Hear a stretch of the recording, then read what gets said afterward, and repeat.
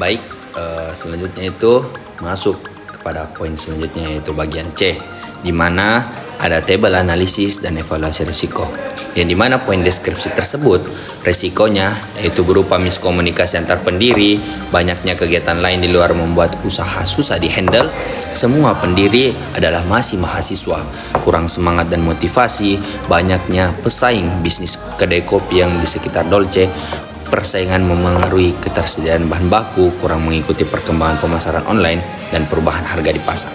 Untuk lebih lengkapnya, tabelnya ada di sini. Dan berikut adalah keterangannya. A, sama dengan acceptable dapat diterima. M atau A, moderately acceptable cukup dapat diterima. Not acceptable tidak dapat diterima. Penjelasan tabel 1. Analisis dan evaluasi risiko. R1, miskomunikasi antar pendiri.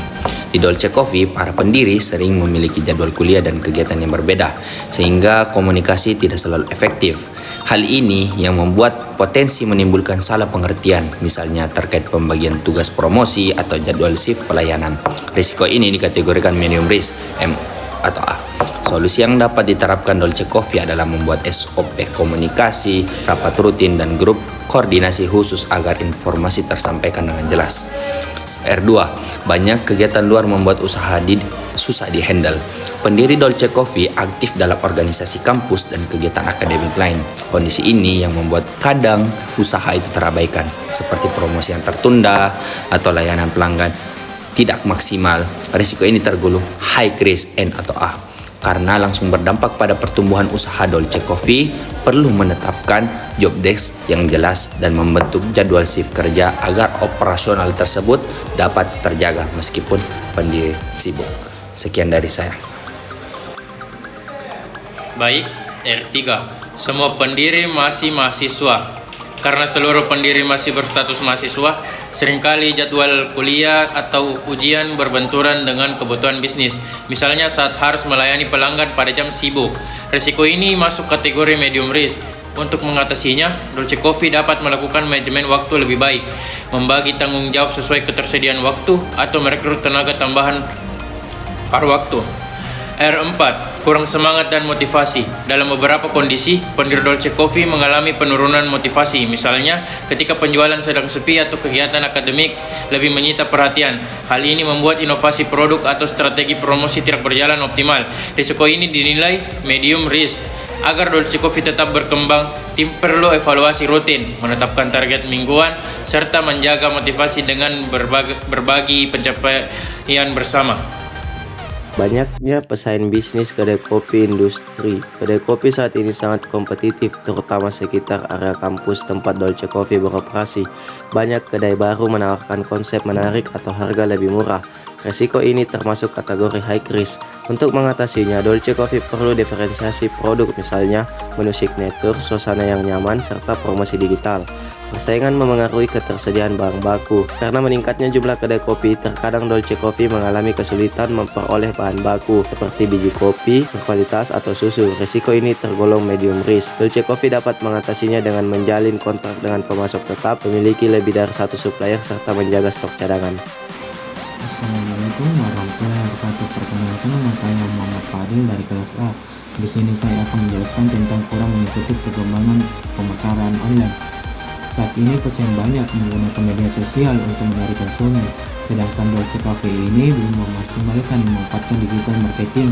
Tetapi hal ini berisiko untuk menurunkan daya saing, karena konsumen lebih banyak mencari informasi dan memesan kopi secara online.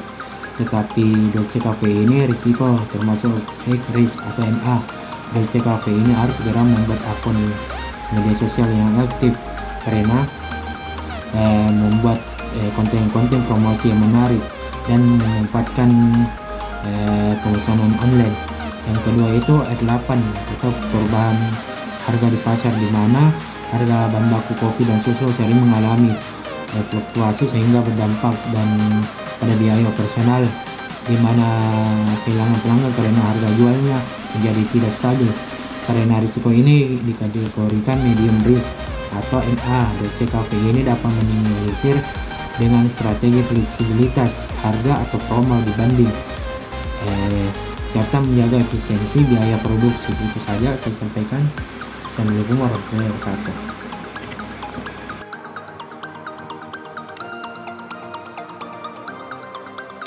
Baik, di sini saya akan menjelaskan mengenai matriks resiko dari usaha Dolce Cafe. Matriks ini digunakan untuk menetapkan setiap resiko berdasarkan tingkat probabilitas dan tingkat dampak dari usaha Dolce Cafe.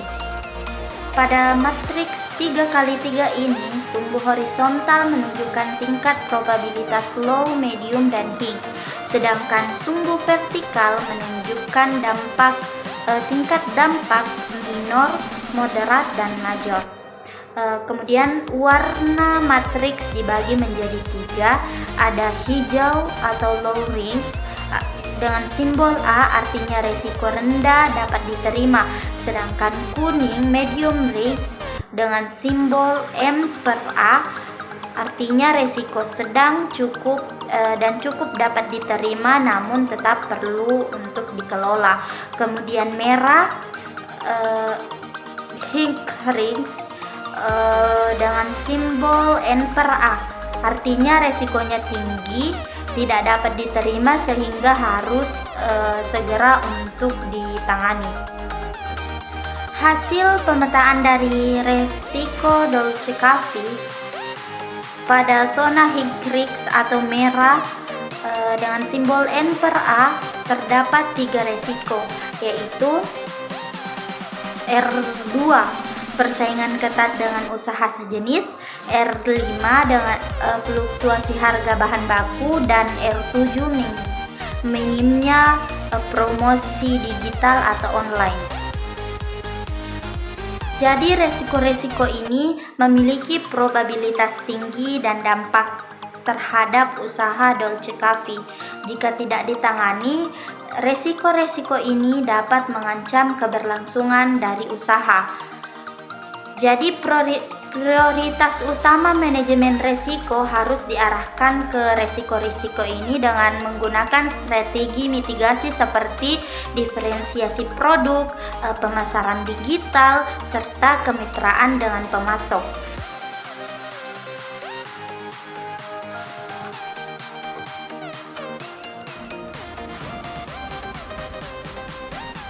Kedua, ada zona medium risk atau kuning cukup dapat diterima, yang isinya R1 jumlah karyawan terbatas dan R3 kapasitas produksi terbatas, dan R4 adalah lokasi kurang strategis, R6 motivasi dan komitmen tim yang fluktuatif.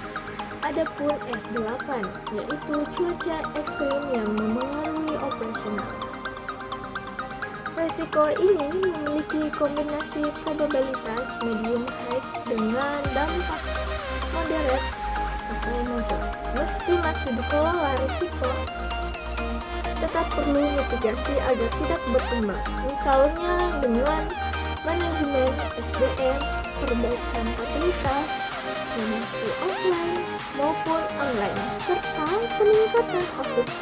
peningkatan efisiensi operasional. Yang ketiga, zona low risk atau hijau dapat diterima. Tidak ada risiko yang teridentifikasi masuk kategori ini. Artinya, seluruh risiko Dolce Cafe minimal masuk kategori sedang. Sehingga semuanya tetap perlu mendapatkan perhatian. Dari hasil matriks, dapat disimpulkan bahwa fokus utama manajemen risiko Dolce Cafe adalah menangani R2, R5, dan R7 atau zona merah high risk.